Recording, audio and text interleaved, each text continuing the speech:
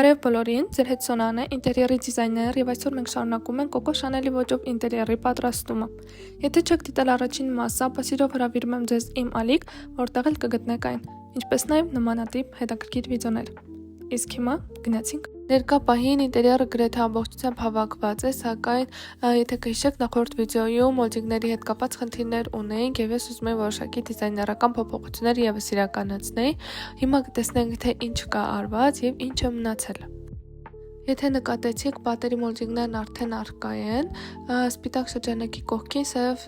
բարակ նուրբ շրջանակ է ավելացրած, առաստաղի եւ սև շրջանակներ եմ ավելացրել, դիմահարդարման սեղանի դիմաց պետք է փոքրիկ պուֆիկ դնեմ, իսկ այստեղ ետ եմ բերել մեր շիրման, մնացածը կարծես թե նույնն է։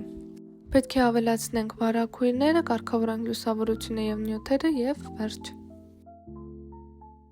Վիդեոյում իմ օրերը շատ արագ են փոխվում եւ սա լրիվ այլ օր է, ինչպես կտեսնեք ես առանց շպարի եմ եւ մի փոքր հոգնած տեսք ունեմ, միշտ առանց շպարի երբ լինում եմ, արդիկ հարցնում են հիվանդ եմ թե չէ, բայց չէ, սա իմ բնական տեսքն է այսպեսին, ուղղակի մի փոքր ավելի հոգնած եմ, երբ հոգնած եմ լինում կամ տխուր եմ լինում, միակ բանը, որ ինձ օգնում է, դա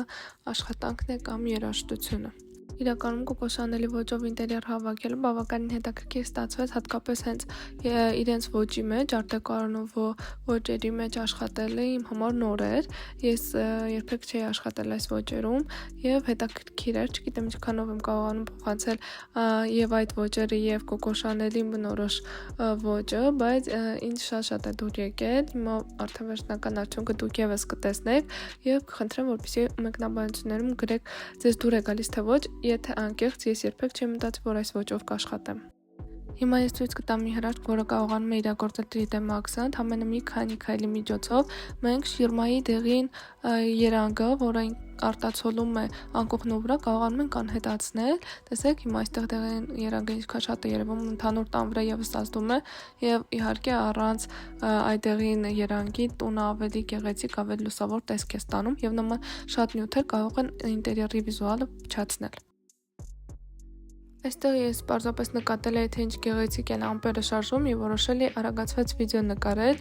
ու պարզվեց, որ հենց այդ պահին սկսել է ահավոր մեծ ուժեղ փոթորիկ, որի մասին ես նույնիսկ չգիտեի եւ մի փոքր անց ինձ զանգում են, ասում են, որ շատ ուժեղ փոթորիկ է, ես վերցնում եմ հեռախոսս ու տեսնում եմ, թե ինչ հետաքրքիր կադրեր է որսացել իմ հեռախոսը եւ իհարկե այդ կադրերով կիսում եմ ձեր հետ։